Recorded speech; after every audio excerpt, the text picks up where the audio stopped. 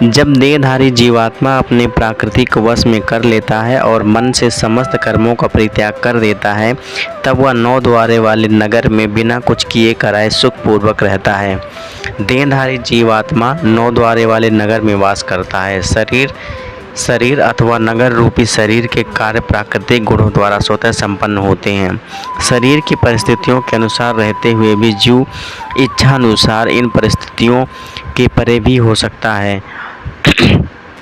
अपनी प्रकृति को विस्मृत करने के ही कारण वह अपने शरीर को शरीर समझ बैठता है और इसीलिए कष्ट पाता है। कृष्ण भावनामृत के द्वारा वह अपनी वास्तविक स्थिति को पुनः प्राप्त कर सकता है और इस देह बंधन से मुक्त हो सकता है।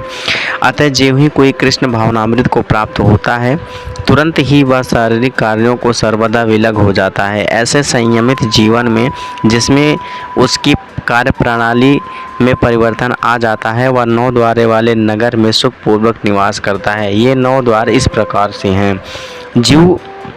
जीव के शरीर के भीतर वास करने वाले भगवान ब्रह्मांड के समस्त जीवों के नियंता हैं। यह शरीर 9 द्वारों, 2 आँखों, 2 नथुनों, 2 कान, 1 मुंह, गोदा तथा उपस्थ से युक्त है। वृद्धावस्था में जीव अपने आप को शरीर मानता है, किंतु जब वह अपनी पहचान अपने अंदर के भगवान से करता है तो वह शरीर में रहते हुए भी भगवान की भक्ति मुक्त हो जाता है। अतः कृष्ण भावना भावित व्यक्ति शरीर की ब्रह्म तथा आंतरिक दोनों कर्मों से मुक्त रहता है। शरीर रूपी नगर का स्वामी देहधारी जीवात्मा ना तो कर्म का सृजन करता है, न लोगों को कर्म करने के लिए प्रेरित करता है, ना ही कर्मफल की रचना करता है। यह सब तो प्रकृति के गुणों के द्वारा होता है। जैसे कि 7वें अध्याय में बताया जाएगा कि जीव तो परमेश्वर की शक्तियों में से एक है, किंतु वह भगवान की अपरा प्रकृति है जो पदार्थ से भिन्न है। संयोगवश परा प्रकृति या जीव अनादिकाल से प्रकृति के संपर्क में रहा है। जिस नाशवान शरीर या भौतिक आवास को वह प्राप्त करता है, वह अनेक कर्मों तथा अनेक फलों का कारण है।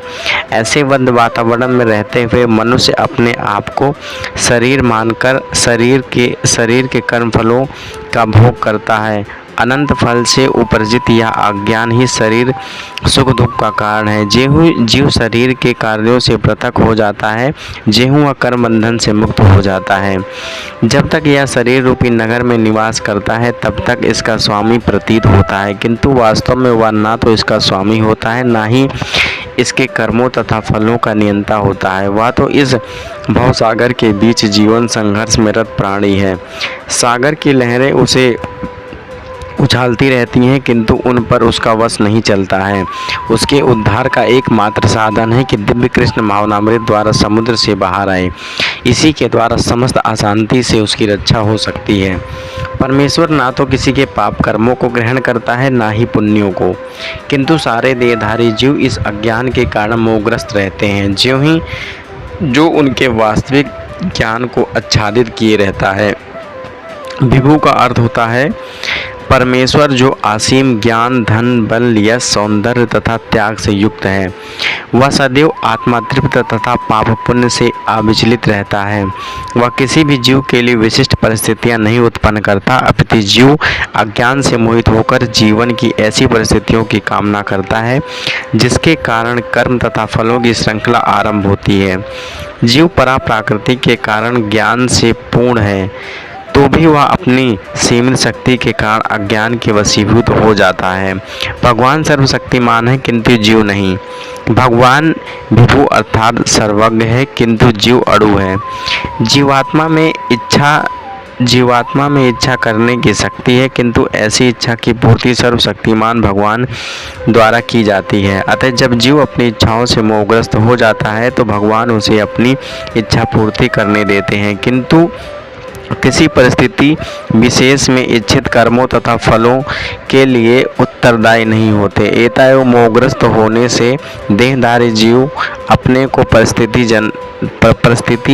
जन्य शरीर मान लेता है और जीवन की क्षणिक दुख तथा सुख को भोगता है। भगवान परमात्मा रूप में जीव का चिरसंगी रहते हैं। फलतया वह प्रत्येक जीव की इच्छाओं को उसी तरह समझते हैं जिस तरह फूल के निकट रहने वाला फूल की सुगंध को। इच्छा जीव को वध्य जीव के लिए सूक्ष्म बंधन है। भगवान मनुष्य की योग्यता के अनुसार उसकी इच्छा को पूरा करते हैं।